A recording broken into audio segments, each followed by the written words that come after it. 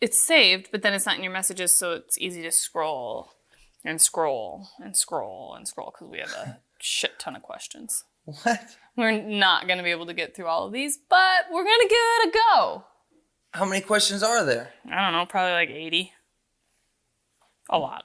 Holy shit, you guys ask a lot of questions.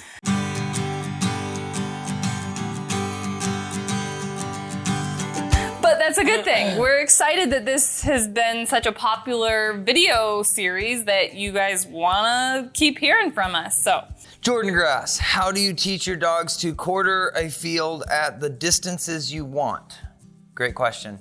So a couple things that we do. First of all, we teach the dogs to come back when we call via collar conditioning. And then the other side of that's gonna be some dogs genetically are gonna have a predisposition to run further distances than others. Aside from that, conditioning, we would say, you've reached the maximum distance we want you to, use the collar. Typically, vibrate is a great way to turn them and bring them back. And with enough reps, if you've got a dog that wants to run further than you want them to, you can condition them to stay closer. Now, as far as quartering a field, we don't put a lot of emphasis on that. I know. We don't like to shocker. overhandle in the field. It's very tedious when you're trying to actually hunt and enjoy yourself out there to constantly be like trying to get your dog to turn in this direction and then turn in that direction, as well as these dogs have incredible noses, and the more experience they get, the better they're going to get at using that nose. In fact, the most powerful tool that we have in the field to find birds is that dog's nose. Yes. So we let them use their nose to find birds. Great question. Next question, also from Facebook, from Edgar Rodriguez. What is a good e-collar or a vibrating collar?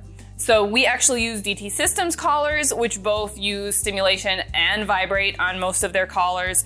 The one that we use when we're training is their 1820 system, DT Systems H2O 1820. It is a really good collar. The transmitter is rechargeable. The collar boxes are rechargeable. You can add up to 3 dogs, and it's got vibrate, stimulation, and a momentary stimulation function. Another really good all-around collar is their MR1100 series collar, which the transmitter actually takes a 9-volt battery. We'll throw a 9-volt rechargeable battery in there. And then the collar itself is still rechargeable. Again, can add up to 3 dogs. Simple collar to use, has 16 levels of stimulation, vibrate, and then also momentary stimulation. So almost every single collar DT makes has vibrate and stimulation. Check them out at standingstonekennels.com. Derek Zecker, is it okay to use low level of stim if your collar doesn't have vibrate? Get a collar with vibrate. Yes, you can use low levels of stim. Some dogs respond better to stimulation versus vibrate, but we utilize vibrate as much as possible. And some dogs respond better to vibrate than stimulation, low levels, especially when you're starting that conditioning process and just getting them used to wearing the collar. So what I want you to do when you're watching this, comment down below what collar you actually have, and we can talk more about if that collar is really a good option or not. So throw that in the comments below. Next question from Instagram, just bird dogging it up. I like it. Where do you buy your hunting apparel from? Well, the internet. The interwebs. Actually, we have a video on our YouTube channel. I'm sure that we can put a link in the description below talking about the apparel that we like to use. Yeah, somewhere. It'll show up somewhere. Some of the brands that we have really found that hold up are Orvis has really great upland clothing, as well as for men and women, which if you're a woman hunter out there, you know that finding upland hunting clothing can be tough. So I've really found that some of their upland apparel is nice. I also wear Prois's upland pants, and currently are using Keen, more of their hiker boots, but we're in the field all the time, so a heavy, thick boot is gonna be something that I don't wanna wear all day. I don't like heavy boots. We've got another video on boots coming up too, but we'll stay tuned on that one. Next question, wait. Just bird dogging it up doesn't get 2 questions this week. Next. We'll put it in the comments below which Dremel we use. Texas_bird dog. My 8-month-old Brittany has pointed quail in launchers since she was 4 months old. When she was on wild blues and pheasants running birds, she turns into a flushing dog. She's been out about 20 plus time on these wild birds. I don't shoot if she doesn't point. Does she need to mature or need experience to study up? She does point wild bobs that hold but don't make noise like the blues. Okay, so I'm gonna say right now, first of all, blues are a very difficult bird to point. I want to ask you the question, as well as pheasants. Pheasants are a very difficult bird to point. It both can be done, and again, another video coming out from my West Texas hunt. We shot some blue quail.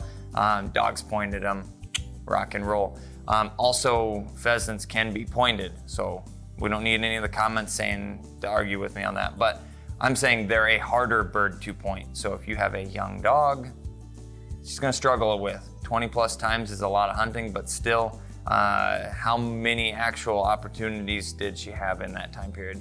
I will say bob whites are gonna be an easier bird to point typically. So give her some credit, give her some slack in that situation. The only thing that we need to talk about specifically with that is if you see her, smell the bird, speed up, flush the bird, that's a bad situation. If you just have birds that are flushing, there's not a whole lot you can do about it. If they're in range, shoot them. The more birds you get down in front of them, the better. So you can also reinforce YAWA and have that behavior become collar conditioned, so you can get a lot of consistency that way as well. Yeah. Next, and actually I'm going back to just bird dogging it up because I want to answer this question. What type of Dremel do you use for nails, and where do you get your platform beds for place training? Hey, you can pick your questions. First of all, the Dremel that we use is the, I don't know, 8050 N-N. I looked this up the other day. Because we get that question asked a lot, it's actually not technically a pet nail grinder, but so it works really well. Don't crank it up. But yeah, don't get it tuned up there really high. Platforms, you can get them on our website. They are climb platforms. So. All right, Dawn Smith. I have a 4-year-old male English setter, great hunter, but when hunting with other dogs, he's very dominant on the retrieve and gets somewhat mean to the other dogs. What is the correction for this and when it's happening? All right, we're gonna need some more information on this. Mean to the other dogs, meaning he's got the bird, they're trying to take it from him, he growls, he's stealing birds from other dogs, ripping them in half, or he's fighting other dogs for birds. We need clarification. So, Dawn Smith, throw that in the comments below. What exactly is happening so that we can help you better on this one? If you could give one training tip to someone with their first puppy, what would it be? This is from Munson Zachary on Instagram. So if I could give just one training tip to someone with their first puppy, I know just one, that's a tough one because there are so many things that are important, but I would stress socialization. Socialization doesn't just mean, oh, my puppy plays with my kids and plays with my kids as friends. Right. It includes that, but it also includes getting used to other dogs, used to new environments, going up and down stairs, different floors, running through thick grass. Anything that's new and a different experience for that puppy is really important for socialization, which is important for proper development.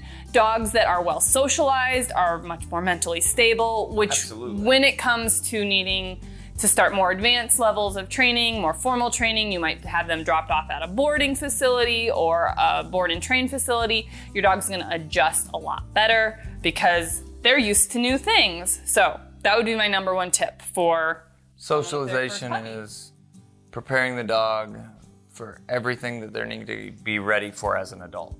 You plan to hunt, plan to travel, prep them for all of those things. Next, Chet Cotton.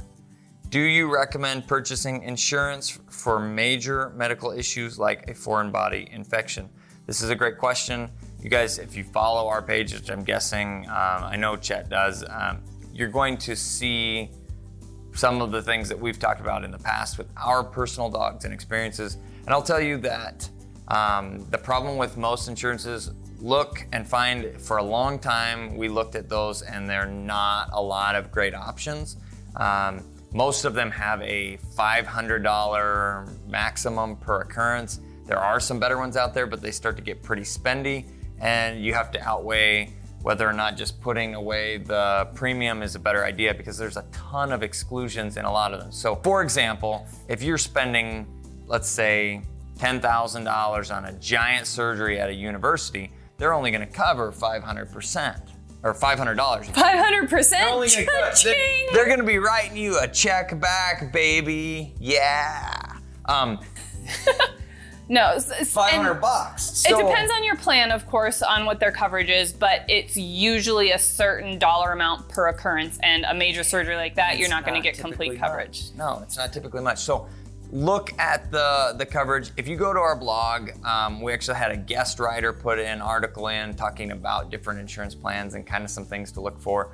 That would be a good resource, but the biggest thing is going to be read the fine print. Most of insurance companies are out to make money. If you have multiple dogs, it gets really expensive fast. Which is why we truly don't have specific insurance set up for our dogs. We've got another plan set up for that. So decide for yourself whether or not putting the money away for a premium or paying the premium is going to be more beneficial for you. I would say we personally do not carry medical insurance on our dogs.